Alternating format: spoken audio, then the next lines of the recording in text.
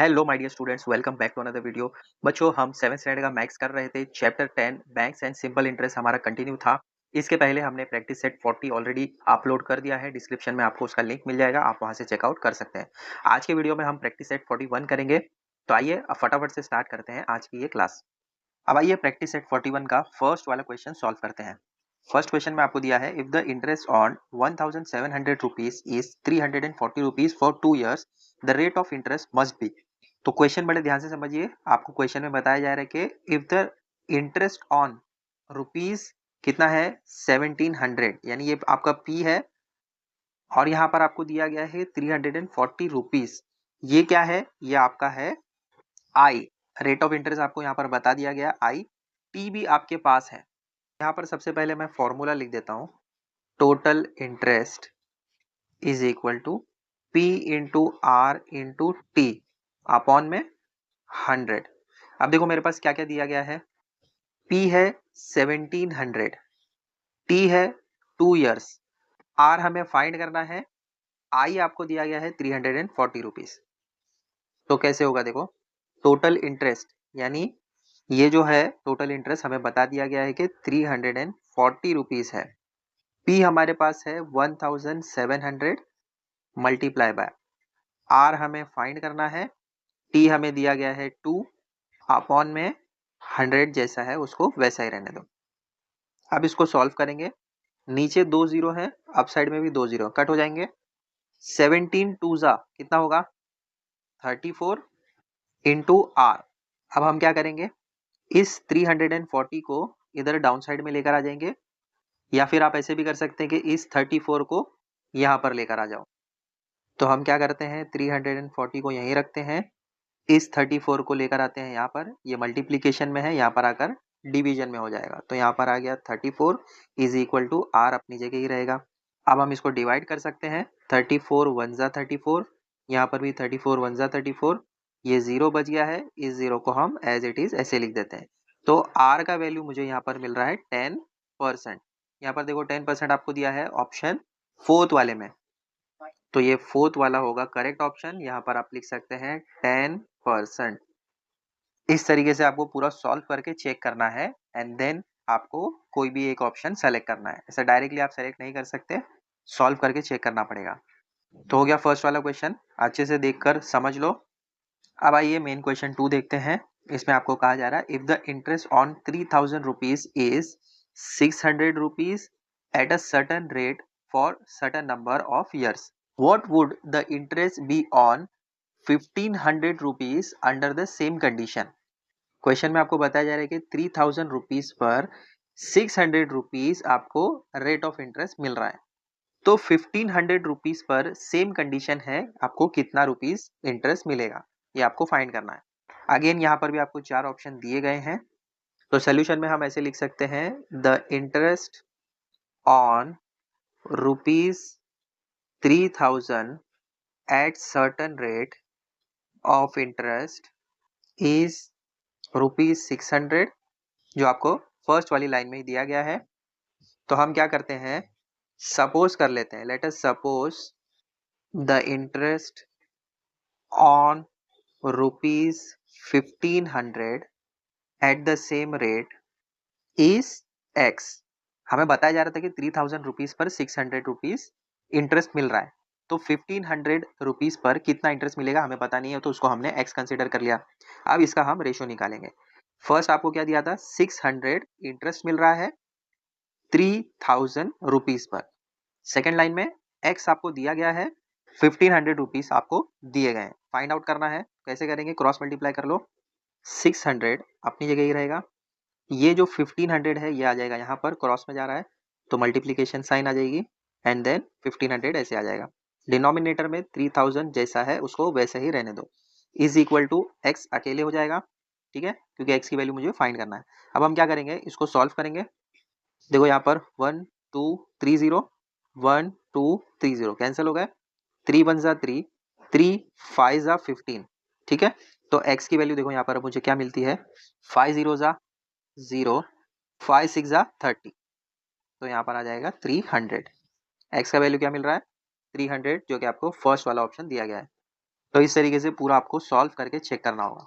तो ये first option रहेगा आपका करेक्ट आंसर। सेकंड वाले का पूरा सोल्यूशन अच्छे से देखकर कॉपी कर लो। अब आइए थर्ड क्वेश्चन देखते हैं। इसमें आपको कहा जा रहा है Javed deposited 12,000 rupees at 9 PCPA इन अ bank for some years and withdraw his interest every year. At the end of the period, he had received altogether 17,400 rupees. For how many years had he deposited his money? Question में आपको बताया जा रहा है कि जावेद ने deposit किया था 12,000 रुपीज। रेट ऑफ इंटरेस्ट उसको कितना मिला था? 9% पर एनम। और इसमें एक और कंडीशन दी गई है कि उसने हर साल विड्रॉ किया था जो भी उसको इंटरेस्ट मिल रहा था। तो एंड ऑफ द पीरियड यानी उसने कितने साल के लिए रखा ये हमें पता नहीं है, वो हमें फाइंड करना है। लेकिन जितने भी साल के लिए उसने रखा एट द एंड उसको टोटल अमाउंट कितना मिला? 17,400 रुपीज का। तो क्वेश्चन आपको पूछते हैं कि कितने ईयर्स उसने अपने मनी को डिपॉजिट करके रखा था। तो सबसे पहले हम सोल्यूशन में गिवन लिखेंगे। प्रिंसिपल अमाउंट कितना है? 12,000 rupees. Rate of interest are कितना है? 9 PCPA। एंड अमाउंट उसको कितना मिला था end of the year? 17,400 rupees का। तो नेक्स्ट स्टेप में हम लिखेंगे amount is equal to principal plus interest. Therefore amount कितना है? 17,400 is equal to principal amount है 12,000 का प्लस इंटरेस्ट हमें पता नहीं है, पहले हमें इंटरेस्ट फाइंड करना होगा। So therefore interest is equal to, देखो यहाँ पर इंटरेस्ट है, इसको हमने अकेले कर दिया क्योंकि इंटरेस्ट हमें फाइंड करना है। अब ये जो है 17,400 इसको हम ऐसे ही रहने देते हैं। ये जा रहा है इज इक्वल टू के लेफ्ट हैंड साइड, तो ये माइनस में हो जाएगा 12,000। इसको सॉल्व करने पर आपको मिलेगा ₹5,400। अब टोटल इंटरेस्ट हमें निकालना है, तो निकालेंगे हम total interest is equal to, formula है P into R into T upon में 100। अब इंटरेस्ट हमें पता है यहाँ पर है 5,400, तो यहाँ आ जाएगा 5,400 इज इक्वल टू P का वैल्यू है 12,000, आर 9 है, टाइम हमें पता नहीं है वही फाइंड करना है, इसीलिए हम टी को ऐसे ही रखेंगे और डिनोमिनेटर में है 100, वो भी वैसे ही रहेगा। अब इसको हमें सॉल्व करना है, टी फाइंड करना है, तो टी को हम अकेले कर देंगे। देयरफॉर 5,400 मल्टीप्लाई बाय 100, देखो यहाँ पर है डिवीजन में 100, ये इज इक्वल टू के लेफ्ट हैंड साइड जा रहा है तो मल्टीप्लीकेशन में हो जाएगा, और ये जो है क्रॉस मल्टीप्लाई में हो रहा है, तो 12,000 मल्टीप्लाई बाय 9 ये आ जाएगा डिनोमिनेटर में ऐसे, इज इक्वल टू टी अकेले हो जाएगा। अब हमें सॉल्व करना है इस लेफ्ट हैंड साइड वाले को। देखो यहाँ पर 1 2 3 0, यहाँ पर 1 2 3 0 कैंसिल हो गए। 9 के टेबल में 54 आता है 6 टाइम्स, तो 9 1 जा 9, 9 6 जा 54, और ये एक जो जीरो बच गया है वो आ जाएगा यहाँ पर। ठीक है, अब डिनोमिनेटर में 12 है, अप साइड में 60 है, तो 12 के टेबल में 60 आता है 5 टाइम्स, 12 1 जा 12, 12 5 जा 60। देयरफॉर टी हमें क्या मिल रहा है? 5 इयर्स। तो हम लास्ट में फाइनल आंसर लिखेंगे therefore Javed had deposited the amount for 5 years. तो इस तरीके से होगा पूरा सोल्यूशन थर्ड वाले का। अब आइए फोर्थ वाला क्वेश्चन देखते हैं। इसमें कहा जा रहा है Lata ben borrowed some money from a bank at a rate of 10 PCPA interest for 2.5 years to start a cottage industry. If she paid 10,250 rupees as total interest, how much money had she borrowed? Question में आपको बताया जा रहा है कि लता Ben ने borrowed यानी कुछ उधार लिया था मनी बैंक से। रेट ऑफ इंटरेस्ट क्या था? 10% पर एनम। कितने साल के लिए लिया? 2.5 years के लिए। और आगे बताया जा रहा है कि उन्होंने जो इंटरेस्ट भरा टोटल वो है 10,250 रुपीज का। तो क्वेश्चन आपको पूछते हैं कि उन्होंने कितना पैसा उधार लिया था बैंक से, ये आपको बताना है। तो सबसे पहले जो जो गिवन आपको दिया गया है उसको लिख देते हैं। यहाँ पर आपको दिया है रेट ऑफ इंटरेस्ट 10 PCPA यानी 10% पर एनम से उन्होंने लिया था। 1.5 का मतलब होता है 0.5, तो यहाँ पर आपको दिया है 2.5, तो 2.5 आ जाएगा। फिर आपको दिया है इंटरेस्ट यानी टोटल इंटरेस्ट उन्होंने कितना पे किया? 10,250 रुपीज का। अब सोल्यूशन कैसे आएगा देखो आगे, यहाँ पर हम लिखेंगे टोटल इंटरेस्ट, सब कुछ आपको यहाँ पर दिया गया है, जस्ट आपको रीअरेंज करना है और फाइंड करना है। फॉर्मूला है P into R into T upon में 100, टोटल इंटरेस्ट आपको यहाँ पर दिया गया है 10,250 रुपीज। तो यहाँ पर आएगा 10,250 इज इक्वल टू पी, यहाँ पर हमारे पास नहीं है, पी हमें फाइंड करना है, प्रिंसिपल अमाउंट नहीं है, तो पी को हम एज इट इज लिखेंगे इंटू आर, यहाँ पर आपको दिया गया है 10 इंटू टी आपको दिया है 2.5 अपॉन में आ जाएगा 100। अब क्या करेंगे, इस पॉइंट को हटाएंगे हम, कैसे हटाएंगे, P इंटू 10 इंटू 25 ऐसे लिख दूंगा। अब यहाँ पर मैंने इस पॉइंट को हटाकर 25 लिखा, एक डिजिट के पहले पॉइंट है, तो यहाँ पर आ सकता है 10 मल्टीप्लाई बाय डिनोमिनेटर में 100 एज इट इज जो पहले था। ठीक है, ये 25 हो गया, नीचे आ गया 10। क्यों 10 आया, क्योंकि यहाँ पर एक डिजिट के बाद पॉइंट था, तो इसीलिए यहाँ पर 10 आया। अगर दो डिजिट के बाद पॉइंट होता, जैसे कि यहाँ पर ऐसे होता, तो डिनोमिनेटर में क्या आता, डिनोमिनेटर में 100 आता, इस 10 की जगह 100 आ जाता। क्योंकि यहाँ पर एक डिजिट के बाद पॉइंट है, इसलिए हमने एक जीरो लगाया। अब आगे सॉल्व कीजिए, यहाँ पर ये जीरो से ये जीरो कैंसिल हो जाएगा, ये 100 को हम यहाँ पर भेज देंगे, कैसे आएगा देखो, देयरफॉर 10,250 मल्टीप्लाई बाय, यहाँ पर डिनोमिनेटर में है डिवीजन में, लेफ्ट हैंड साइड यहाँ पर जाकर वो मल्टीप्लीकेशन में हो जाएगा 100, और डिनोमिनेटर में आ जाएगा 25, क्योंकि ये क्रॉस मल्टीप्लाई हो रहा है। अब आगे देखो, यहाँ पर दो जीरो है, इसको सॉल्व कैसे करेंगे, 10,250, ठीक है, यहाँ पर दो जीरो है, तो यहाँ पर मैं दो जीरो ऐड कर सकता हूँ, ऐसे डिवाइड करेंगे हम 25 से। 25 फोर जा 100 होता है, देखो यहाँ पर 25 को अगर मैं 4 से मल्टीप्लाई करूँ, 4 5 जा 20, 4 2 जा 8, 8 प्लस 2 100, तो यहाँ पर देखो 102 है, तो इसको मैं कैंसिल कर सकता हूँ, 25 1 जा 25, 25 4 जा 100, 102 में से 100 चला गया, तो यहाँ पर 2 बच गया। ठीक है, अब ये 25 हो गया, तो 25 1 जा 25, ये कैंसिल हो जाएगा। अब लास्ट में कितने जीरो बचे हैं, 3 जीरो, तो यहाँ पर आ जाएंगे 3 जीरोस ऐसे। तो क्या मिल रहा है मुझे, प्रिंसिपल अमाउंट 41,000। तो प्रिंसिपल अमाउंट मुझे यहाँ पर मिला रुपीज 41,000। फाइनल आंसर लिखेंगे, therefore Lata Ben had borrowed an amount 41,000 from the bank. तो ऐसे आ जाएगा पूरा सोल्यूशन फोर्थ वाले का। फिफ्थ वाला क्वेश्चन जो आपको दिया है, इसमें fill in the blanks in the table कहा जा रहा है। आपको 5 क्वेश्चंस दिए गए हैं, हर एक में कुछ ना कुछ मिसिंग है, ये आपको फाइंड करना है। जैसे फर्स्ट वाले में आपको दिया है प्रिंसिपल अमाउंट 4200 का, रेट ऑफ इंटरेस्ट 7% है 3 इयर्स के लिए। तो यहाँ पर आपको इंटरेस्ट फाइंड करना है एंड अमाउंट फाइंड करना है। कैसे करेंगे, फर्स्ट वाले का सोल्यूशन कैसे आएगा देखो, total interest is equal to P into R into T upon में 100।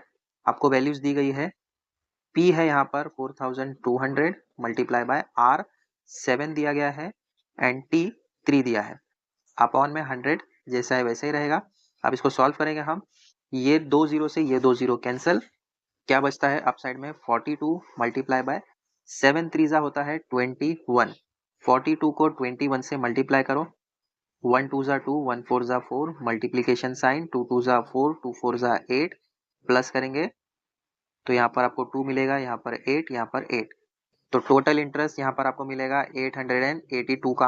अब हमें फाइंड करना है अमाउंट, तो अमाउंट फाइंड करने के लिए हम क्या करेंगे, प्रिंसिपल अमाउंट जो है उसको प्लस करेंगे इंटरेस्ट से। प्रिंसिपल अमाउंट 4200 का है, इंटरेस्ट अभी हमने फाइंड किया 882, दोनों को प्लस करेंगे तो आपको मिलेगा रुपीज 5082। तो फर्स्ट यहाँ पर जो आपको इंटरेस्ट दिया गया है, यहाँ पर हम क्या लिखेंगे, रुपीज 882 और टोटल अमाउंट है 5082 का। इस तरीके से आएगा पूरा सोल्यूशन। आपको ये फिल करना है, डायरेक्टली फिल नहीं कर सकते, पहले सॉल्व करना पड़ेगा आपको। कर लो इसको कॉपी, फिर सेकंड वाला स्टार्ट करते हैं। सेकंड वन में प्रिंसिपल अमाउंट आपको फाइंड करना है एंड टोटल अमाउंट फाइंड करना है। परसेंट आपको दिया है रेट ऑफ इंटरेस्ट 6% का एंड टाइम 4 इयर्स है। इंटरेस्ट यहाँ पर आपको दिया गया है 1200 का, तो जो फॉर्मूला है पहले उसको लिख देते हैं। नेक्स्ट स्टेप में कैसे आएगा देखो, यहाँ पर आपको टोटल इंटरेस्ट दिया गया है 1200 का, तो यहाँ आ जाएगा 1200 इज इक्वल टू पी हमें फाइंड करना है, आर आपको दिया गया है 6 एंड टी 4, अपॉन में आ जाएगा 100। अब इसको हमें क्रॉस मल्टीप्लाई करना है, कैसे आएगा देखो नेक्स्ट स्टेप में, देयरफॉर 1200 मल्टीप्लाई बाय 100 अपॉन में ये पूरा आ जाएगा डिनोमिनेटर में p को छोड़कर, क्योंकि p हमें फाइंड करना है तो p को हम अकेले कर देंगे। यहाँ पर आ जाएगा 6 मल्टीप्लाई बाय 4। अब जो जो डिवाइड हो सकता है उसको डिवाइड कर दो। देखो 6 1 जा 6, 6 2 जा 12, 2 जीरो बच जाएंगे ऐसे। 4 1 जा 4, 4 2 जा 8, 2 बच गया।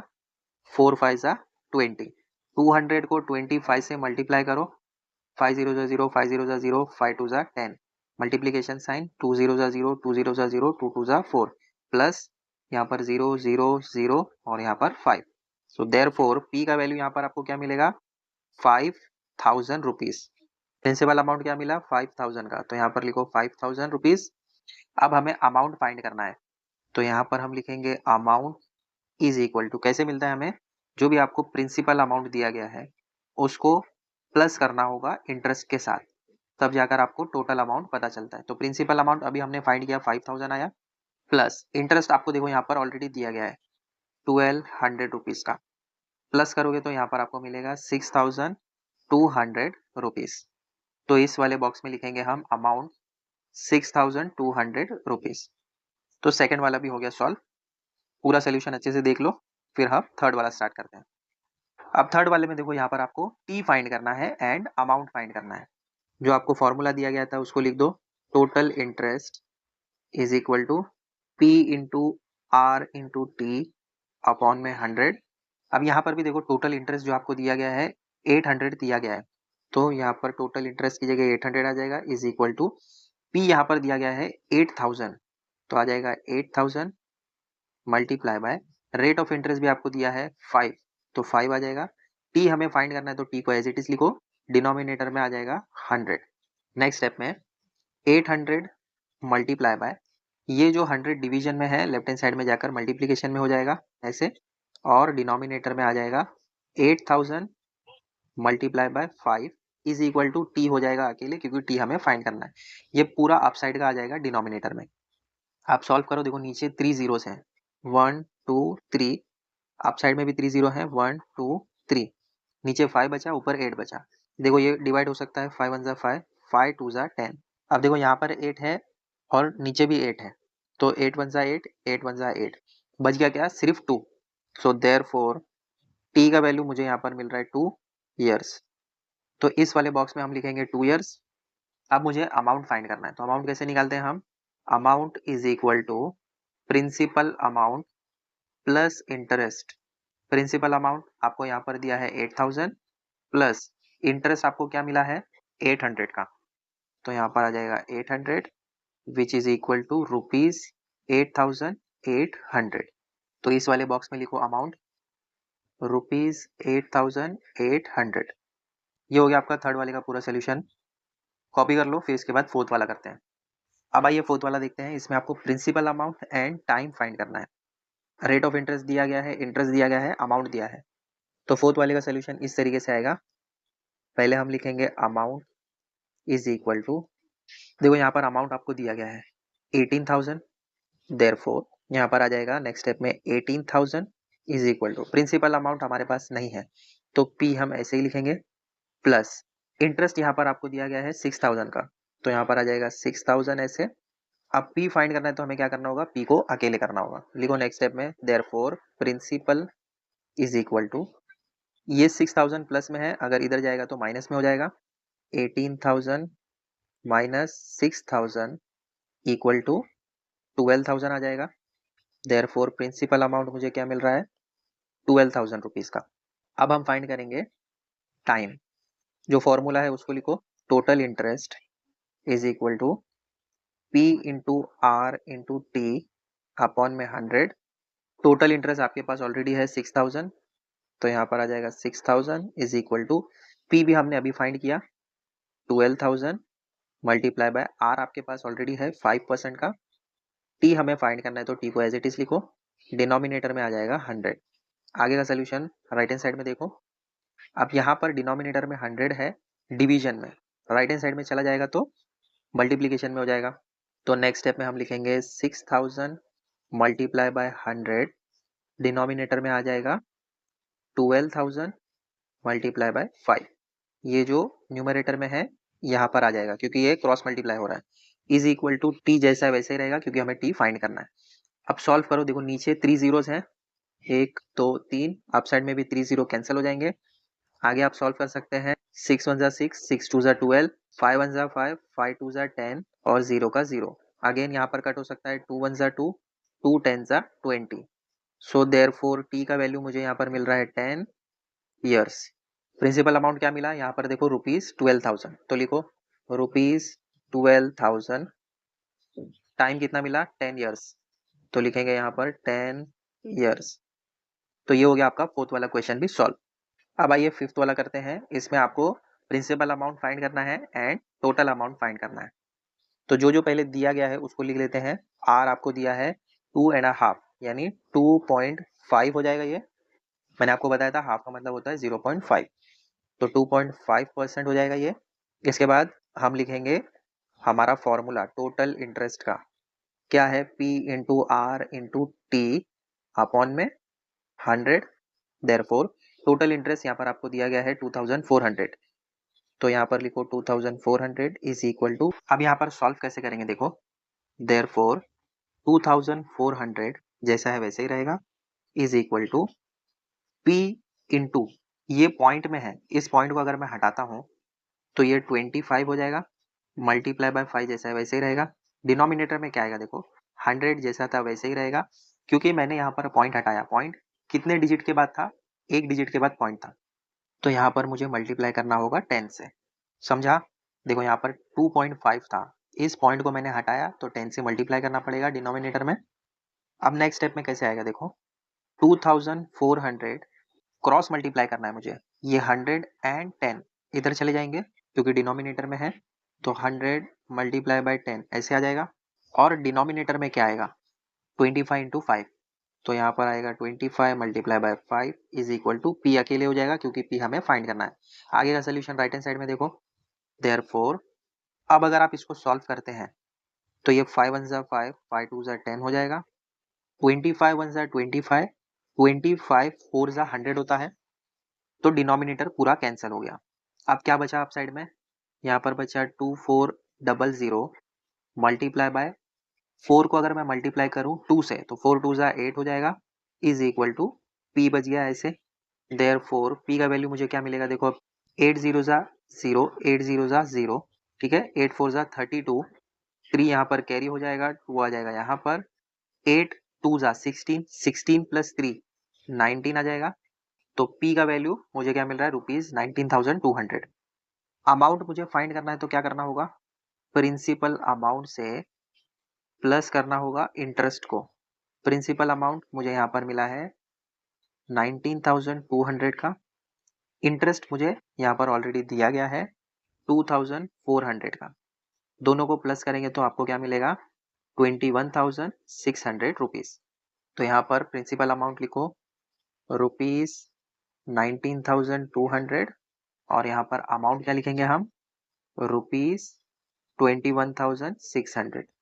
ठीक है, तो इस तरीके से ये पांचों फिल इन द ब्लैंक्स हमने सॉल्व कर लिए और इसी के साथ आपका प्रैक्टिस सेट 41 भी कंप्लीट होता है।